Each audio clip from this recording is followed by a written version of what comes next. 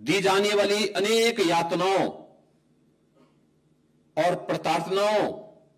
की परवाह के बगैर हर भारत का नागरिक और खास तौर पर जो हमारा स्वतंत्रता संग्राम सेनानी था, क्रांतिकारी था, वह वंदे मातरम के इस गीत के साथ गांव गांव में, नगर नगर में प्रभात फेरी के माध्यम से भारत की सामूहिक चेतना के जागरण के इस अभियान के साथ जुड़ चुका था। सैकड़ों वर्षों से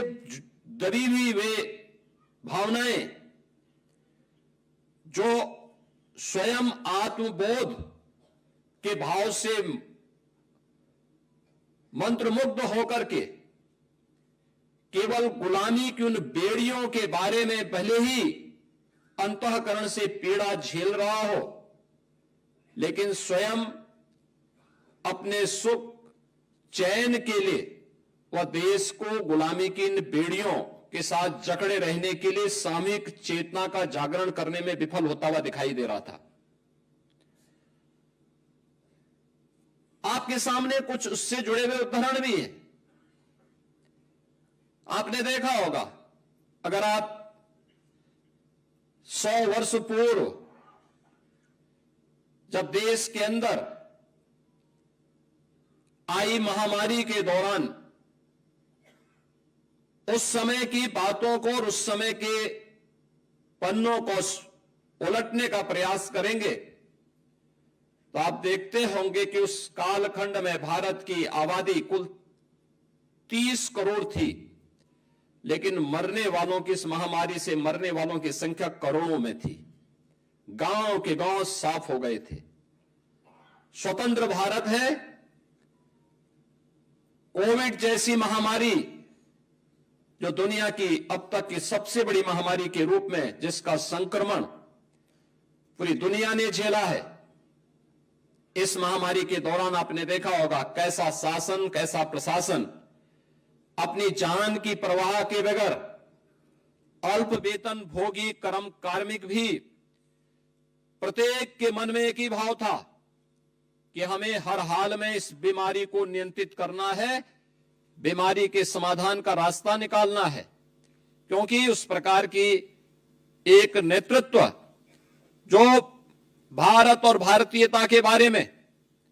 अपने नागरिकों के बारे में एक संवेदनशील तरीके से सोच सकता हो, उस प्रकार के भावनाओं से उत्प्रोत हो, उसका परिणाम भी हम सबके सामने आया था। 1875 में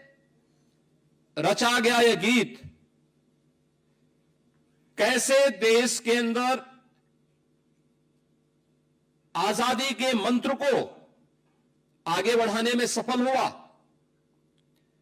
यह किसी से छुपा हुआ नहीं, यह केवल एक आजादी का गीत नहीं रहा।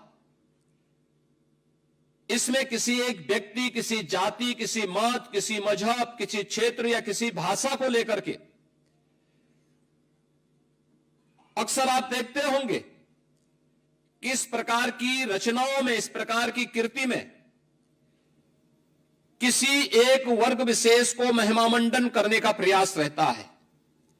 लेकिन वंदे मातरम इस पूरे गीत में अगर आप देखेंगे, जो संस्कृत और बांग्ला की सामूहिक अभिव्यक्ति को भले ही प्रदर्शित करता हो, लेकिन ये संपूर्ण भारत को एक राष्ट्र माता के भाव के साथ जोड़ने का एक ऐसा अमर गीत बन गया, जिसने भारत की शाश्वत अभिव्यक्ति को देशवासियों के सामने प्रस्तुत किया था। यह वही भाव था जो भारत का वैदिक वाक्य कहता है कि माता भूमि पुत्रोहम पृथिव्या। यह भाव कैसे सहज और सरल तरीके से प्रत्येक भारतीय के मन में इसकी अमिट छाप छोड़ी जाए, वह उस रूप में हम सबको देखने को मिली। और जब विदेशी हुकूमत ने 1905 में बंग भंग के माध्यम से भारत की भुजाओं को काटने का दुस्साहसिक निर्णय लिया था, उस समय भी इस गीत ने पूरे भारतवासियों को एकजुट होकर के इसका प्रतिकार करने की एक नई प्रेरणा दी। आपने देखा होगा उसके बाद के कालखंड में लगातार कोई भी क्रांतिकारी फांसी के फंदे को चूम रहा है, लेकिन उसके मुंह से एक ही मंत्र निकलता है, वह वंदे मातरम का। भारत की आजादी के आंदोलन के दौरान हम इस बात को देखते हैं कि जब भी कोई उस समय के स्वतंत्रता संग्राम सेनानियों ने कोई भी स्लोगन दिया, वंदे मातरम उसका हिस्सा बना। उन्होंने कोई फ्लैग दिया, वंदे मातरम उसका स्वर बना। वंदे मातरम भारत, संपूर्ण भारत की एक सामूहिक अभिव्यक्ति को प्रतिनिधित्व करते हुए पूरे देश को एकता के सूत्र में बांधने वाला एक ऐसा मंत्र बना, जब व्यक्ति जाति, मत और मजहब से ऊपर उठकर के अपने राष्ट्र के बारे में भी सोच सके। राष्ट्र प्रथम के भाव के साथ हम सबकी सामूहिक अभिव्यक्ति इस राष्ट्र माता के प्रति हो, यह भाव भी हर भारतीय के मन में इस गीत ने रचने का प्रयास किया। और हम सब आभारी हैं जो प्रधानमंत्री मोदी जी ने जिसके बारे में हर भारतवासी के लिए कहा कि आप भारत की भक्ति और शक्ति के सामूहिक शाश्वत अभिव्यक्ति का एक स्वरूप है वंदे मातरम। और वंदे मातरम के इस अमर गीत के साथ उसके 150 वर्ष पूर्ण होने के उपलक्ष्य में आज हम सब न केवल इसके रचयिता, बल्कि इस गीत के द्वारा, जिसे 24 जनवरी 1950 को संविधान सभा ने भारत के राष्ट्र गीत के रूप में मान्यता दी,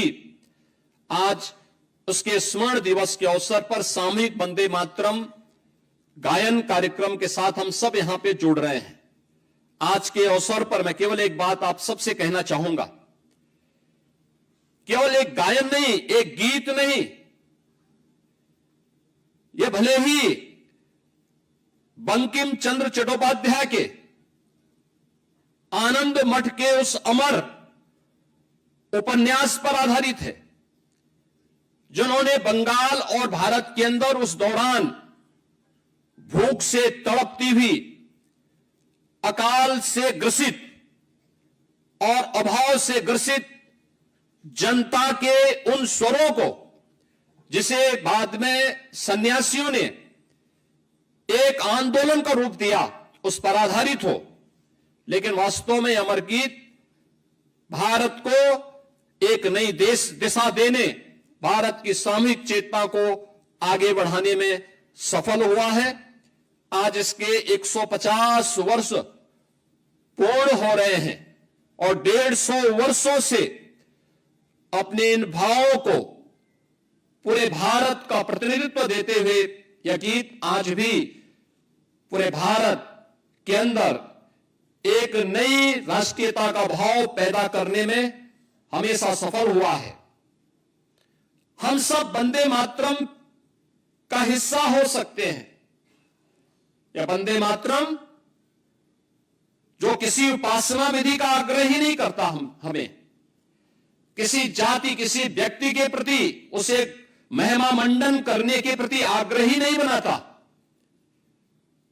यह हम सबको हमारे कर्तव्यों के प्रति आग्रही जरूर बनाता है।